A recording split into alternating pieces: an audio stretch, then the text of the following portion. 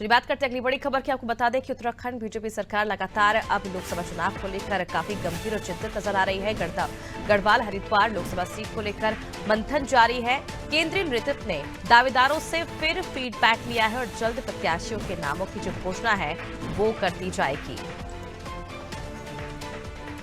चलिए ज्यादा जानकारी के लिए एक बार फिर रुक कर लेते हैं संवाददाता सोनू सिंह की ओर। सोनू, गढ़वाल हरिद्वार लोकसभा सीट को लेकर लगातार कशमकश जारी है, क्या कुछ जानकारी?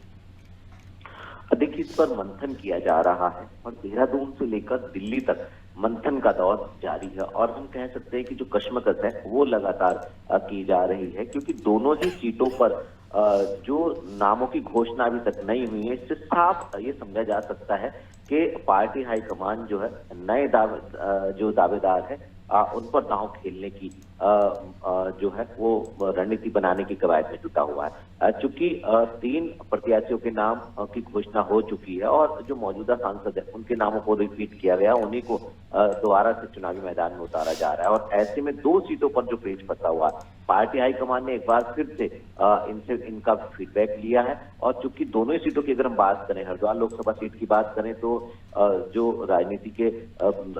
बड़े हम कह सकते हैं कि सूझबूझ वाले माने जाते हैं, डॉक्टर रमेश पोखरियाल निशंक उत्तराखंड के मुख्यमंत्री रहे, सांसद हैं और लंबा उनका सियासी अनुभव है, केंद्र में मंत्री भी रहे हैं, वो इस सीट से इस वक्त सांसद हैं। और अगर हम गढ़वाल की बात करें, पौड़ी गढ़वाल की, तो जो तीरथ सिंह रावत है वो सांसद हैं और उनको भगवंत सिंह खंडूरी जो उत्तराखंड के पूर्व मुख्यमंत्री, उनके करीबी माना जाता रहा है और इसके साथ साथ जो है मुख्यमंत्री भी वो उत्तराखंड के कुछ समय के लिए रहे हैं और बीजेपी के प्रदेश अध्यक्ष भी रहे, यानी कई महत्वपूर्ण दायित्वों का वो बखूबी निर्वहन कर चुके हैं। तो दोनों ही सीटों पर मौजूदा समय में जो प्रतिनिधि के तौर पर सांसद हैं वो दिग्गज नेता हैं, ये भी कोशिश कर रहे हैं अपने स्तर से कि कैसे इनको रिपीट किया जा सके और पार्टी हाईकमान जो है नए चेहरों पर भी दांव खेलने की रणनीति बना रही है। तो अब देखना होगा जिस तरीके के कशमकश चल रही, जिस तरीके के कयास और अटकलें चल रही है और मंथन का दौर जारी है, आखिर जो पार्टी हाईकमान है, पार्टी हाईकमान के जो रणनीतिकार हैं वो क्या नए चेहरों पर दांव खेलने वाले हैं या फिर इन्हीं को रिपीट किया जाएगा,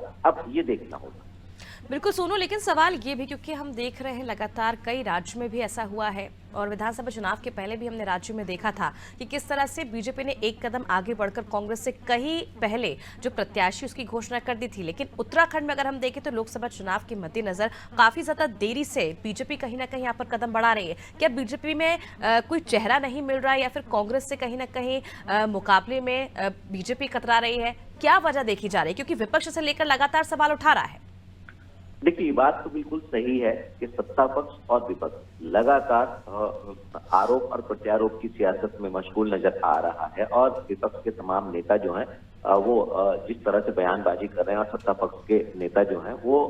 विपक्ष पर पलटवार कर रहे हैं। दूसरा, जहां तक नेताओं की बात है, देखिए उत्तराखंड बीजेपी के पास नेताओं की भरमार हम कह सकते हैं, क्योंकि कई ऐसे नेता हैं जो कांग्रेस छोड़ करके बीजेपी में शामिल हुए और बीजेपी के कई ऐसे सीनियर नेता हैं जो दावेदारी कर चुके हैं। आप इसी बात से अंदाजा लगा सकते हैं कि 5 सीटों पर 55 नेताओं ने दावेदारी की है, 3 के नाम घोषित हो चुके हैं, 2 के होने बाकी है। अब सवाल ये है कि पक्ष और विपक्ष की जो सियासत है और नेताओं की जो दावेदारी है, इस सबको ध्यान में रखते हुए पार्टी बहुत सूझबूझ से एक ठोस रणनीति के तहत और अपने आंकलन और पार्टी के सर्वे के साथ साथ जो पार्टी का खुफिया सर्वे है उसके आधार पर क्या नए दावेदारों पर दांव खेलेगी,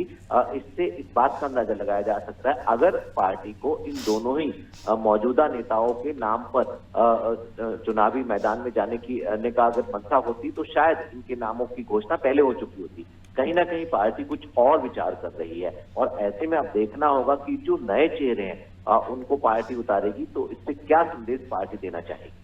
बिल्कुल देखने वाली बात होगी इसके जरिए पार्टी क्या कुछ संदेश देना चाहती है राज्य में, क्योंकि गढ़वाल और हरिद्वार लोकसभा सीट को लेकर लगातार जो पेंच है वो फंसा हुआ है। अब देखने वाली बात होगी कि आखिर प्रत्याशियों की घोषणा कब की जा सकती है। हालांकि सूत्रों के हवाले से ये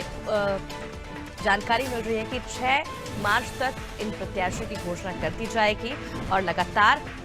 पार्टी के भीतर दोनों सीटों की दावेदारी को लेकर चर्चाएं लगातार जारी है और फीडबैक लिया जा रहा है। देखने वाली बात होगी किसका जो नाम है फाइनली वो तय होगा और कब घोषणा की जाएगी।